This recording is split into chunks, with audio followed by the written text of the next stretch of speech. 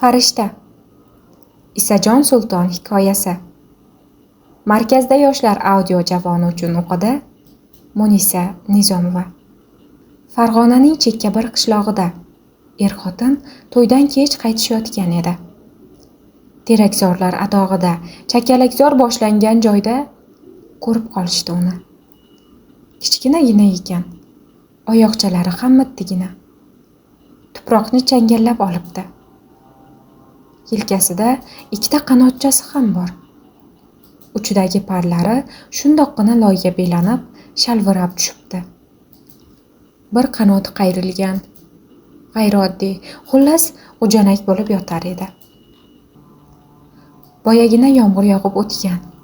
Tomchilari hozir teraklarning, butalarning barglarida turib qolgan edi. Yerlar loy, mana shu loyu balchiq aro, tegrasida turli o't-o'lanlar o'sgan tuproq yo'lning qoq o'rtasida nochorgina yotar edi boyaqish. "Voy, anavini qarang", dedi xotin uni ko'rib. Bir nimalarni o'zicha to'ng'illab kelayotgan er "Bor-ey", dedi. Keyin baribir ham xotinining gapiga kirib, u ko'rsatgan tomonga qaradi-da, "Iya?" deb yubordi, ko'zlariga ishonmasdan. Hali mislsiz qahramonliklar ko'rsatib, qishloq ahlini lol qoldirishini xayol qilib ketayotgan bu kishining o'ylari-yu xayollari zumda kapalaklarday to'zg'ib ketdi. Yaqin borishga jur'at qilolmay to'xtadi-da, ko'zlarini katta-katta ochib, achinarli ahvolda yotgan mana shu mitti oqish vujudga tikilib qoldi. Sal narida esa katta bir kuchuk bularga xo'mrayib qarab turardi. Qaydan kelgani ham noma'lum edi. Tevarakda bunaqa kuchuk yo'q edi. Tavba, ko'zi g'alati ekanmi? degan o'y keldi erkakning xayoliga. "Voy o'lay, dadasi nima bu?" dedi xotin yuragiga vahima aralash hayiqish o'rmalab. "Jim tursang-chi", deb uni jerkib berdi er. Keyin nima uchunligini o'zi ham bilmasdan kalima qaytara-qaytara tizzalari qaltiragancha ehtiyotkorona qadam tashlab biroz yaqinlashdi. Shunda bilagini bir nima qattiq siqa boshladi. Buni yuzi muzlab, vujudidan g'alati titroq o'rmalab o'tayotganiga yo'ydi. Keyin yanada og'riy boshlaganida qarasa, xotini ekan. Mahkam changallab olibdi. U yanada yaqinroq bordi. Ha, yerda loyga belanib yotgan kichkina oqish vujud rostdan ham farishta edi. "Ey tavba", dedi hayron bo'lib. Xayolida turli-tuman o'ylar nihoyasiga yetmasdan chirpirak bo'lib aylanarkan. Farishtaning ham bolasi bo'lar ekanda. Hali mo'rt, suyagi qotmabdi-ku. Kichkinaligini qara, voy bechora. Qushday uchib ketayotgan ekan, yiqilib tushganga o'xshaydi. Mana qanaqa bo'lar ekan farishta deganlari. Ey tavba, Xudoning qudratini qara-ya. Nima bo'ldi ekan? Uchib ketayotib nimadir ro'y bergan-u, yiqilib tushgandir. Tavba, farishtalar ham o'lar ekanda. Nega o'lmasin? Balki yomg'irda qanotchalari o'vib qolgandir. Nima yumush bilan uchib ketayotgan bo'lishi mumkin shu yomg'irli kechada. Goho sababsiz yiqilib tushib, yerda ko'zlari olayib, potirlab yotgan qushlarni ko'rgansan-ku. Yopiray, xuddi odam bolasiga o'xshar ekan. Oyoqchalarini kichkinaligini qara. Bizlar to'yda yeb-ichib, maishat qilib o'tirganimizda bu sho'rlik nima uchun? Qayoqqa uchishni qasd qilgan ekan? Voy bechora. Uning ko'ngli shu top yaxshiliklarga lim-molim bo'lib ketganday tuyula boshladi. O'zining birdaniga juda yaxshi odam bo'lib qolganini his qildi. Bu juda yoqimli va tiniq tuyg'u. Hatto sarmast ham qilardi. Farishtaning o'ligiki odamning ko'nglini shunaqa o'zgartirsa, tirigi qanaqa bo'lar ekan? Demoqchi bo'ldi xotiniga. Axir yuragim yorug'likka to'lib boryapti.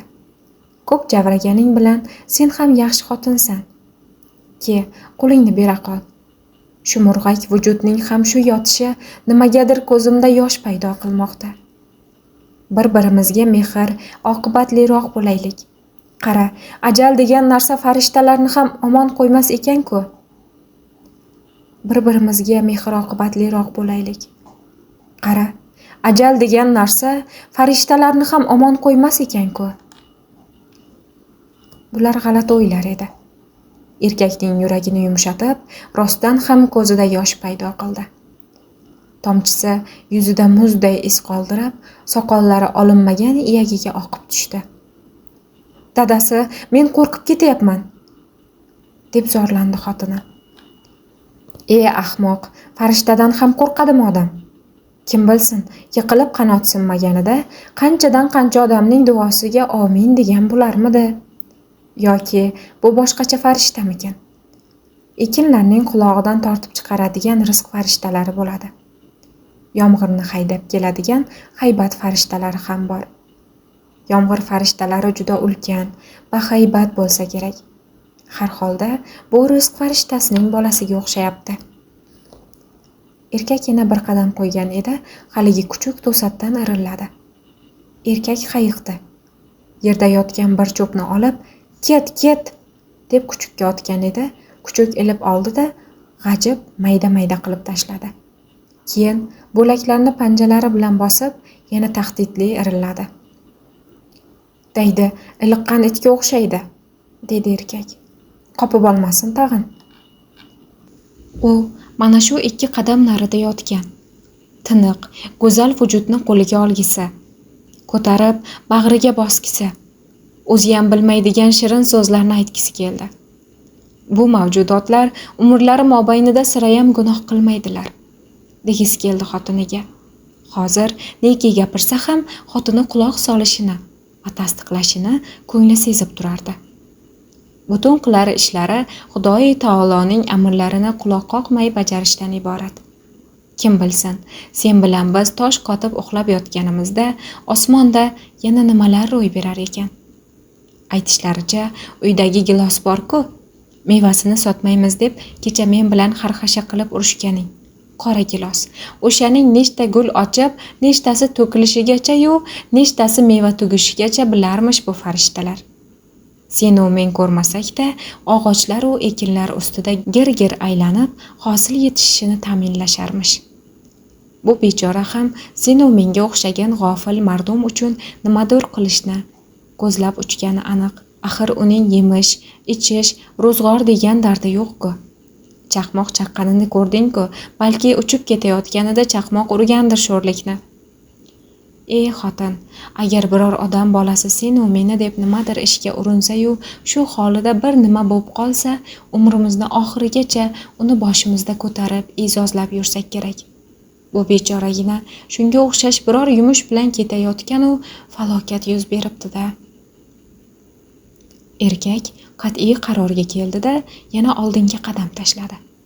Shunda kuchuk yana bir irillab, yerda yotgan o'sha mas'um vujudni tishlab ko'tardi-da, birdaniga ortga o'girilib, chakalakzorlar tomon olib qochdi. "To'xta!" deb baqirib yubordi erkak, dardu dunyosi qorong'u bo'lib. Xuddi bu so'zni kuchuk tushunadigan u to'xtaydiganday. Bor kuchni ovoziga berib, "To'xta, hoy yaramas!"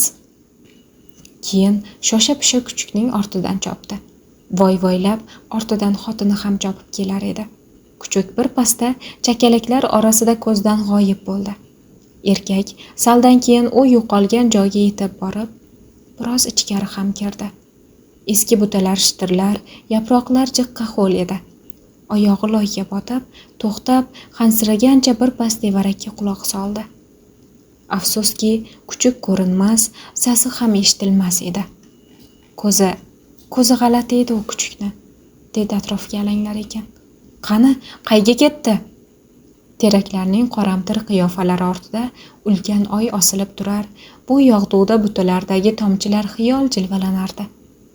Erkak shu yerda yotgan yarimi chirigan, po'stloqlari palaxsa bo'lib ko'chgan eski xodaga o'tirib qoldi. Yuragini qorong'u va ezuvchi bir afsus qoplab ketdi. "Dadasi", dedi xotin. Bo'lib o'tgan shu g'alati hodisa haliyam uning aqliga yetib bormagan edi. "Haligi rostdan ham farishta edimi?" Erkak indamadi. Xotin, dedi anchadan keyin xo'rsinib. Bo'lmadi-ku. Nima dadasi? deb so'radi xotini uning yoniga qiyalabroq o'tirar ekan. Haliyam mahkam tutib olgan dasturxonidan mato va yog'da pishirilgan qatlama isi kelardi. Bolalar nima qilishyapti ekan? deb ovoz chiqarib o'ylandi erkak. O'ziga kelganday bo'lib, peshonasi tirishib. O'tirishgandir. Ha, dedi erkak yana boshini quyi egib. Bo'lmadi-ya, hay'atdang. Kap-katta erkak hozir yosh bolaga o'xshab qolgan edi. Odamga farishta duch kelganini sira eshitganmisan? dedi keyin hasratli ovozda. Axir yorug' dunyoda sen bilan mengagina duch keluvdi-ya. Qaniydi qo'limga olsaydim, qanotchalarni silab bag'rimga bossaydim. Xo'rsindi. Bolaligimda orzularim ko'p bo'lardi. Ota-onamning ro'zg'or deya urinib, berinishlariga qarab turib, u orzularimga yeta olmasligimni ham bilardim. O'shanda hayotimda bir farishta uchrab qolsa-yu, istaklarim ro'yobga chiqsaydi, deb xayol surib yurardim. Qara, umr o'tib ketyapti. 40ga kirgan bo'lsam-da, mehnatdan boshim chiqmay yashab yuribman. Shu bandam farog'at nimaligini bilsin, deb mehribon Xudoyim farishtasini yubordi. Yuborgandayam ko'makka zor qilib yubordi. Qanotchalarini ko'rdingmi? Qanaqa kichkina, muloyim edi. Yoniga yaqinlashganimda ichu tashim nurga to'ldi. Hozir murg'akkina bo'lib, loyga qorishib yotganini ko'z oldimga keltirsam, o'pkam to'lib ketyapti. Xuddi o'zim ham yiqilib tushganman-u, umrim bo'yi loyga qorishib ketgandayman. Hoy dadasi, dedi xotin tashvishlanib. Qo'ying endi, yig'lamang, uyat bo'ladi. Qo'ysangchi, dedi erkak ovozi bo'g'iq edi. Ichu tashim nurga to'ldi deyapman-ku. Bundan buyog'iga hayotim ham nurga to'ladi deb mana. Xotin nima deyarini bilmas edi. Shu alfozda ancha o'tirib qoldilar. Osmonda yulduzlar kam, uzoq-uzoqlarda nimalarningdir sasi kelar, ahyon-ahyonda butalar orasida bir nima shitirlar, goh tomchi uzilib yerga tushar. Shu ovoz ham eshitilar edi. Naylayin, osmon uzoq, yer qattiq ekan, dedi nihoyat erkak taqdirga tan berib. Tur, uyimizga keta qolaylik. Xotin itoat bilan bo'ysundi. Birdaniga qalbida bukchayib qolganday ko'rinayotgan eriga rahm uyg'ondi. Unga qanaqadir shirin so'z aytib, ko'nglini ko'targisi keldi. Qo'ying dadasi, dedi. Xudoga shukr, hayotimizdan noliydigan joyimiz yo'q. El qatori, birovdan ortiq, birovdan kam yashab yuribmiz. Orzu-havaslaringizning hammasi oldinda, qo'sha-qo'sha to'ylar turibdi hali. Ha, dedi erkak o'sha alfozda odimlarkan, xayolchan, xotiniga qaramasdan. To'g'ri aytasan. Hali oldinda to'ylar ham bor. Shu tarz ikkovlan mo'jiza ro'y bergan chakalakzordan uzoqlashib ketishdi. Qiyofalari tungi osmon toqida qorayib ko'rinardi.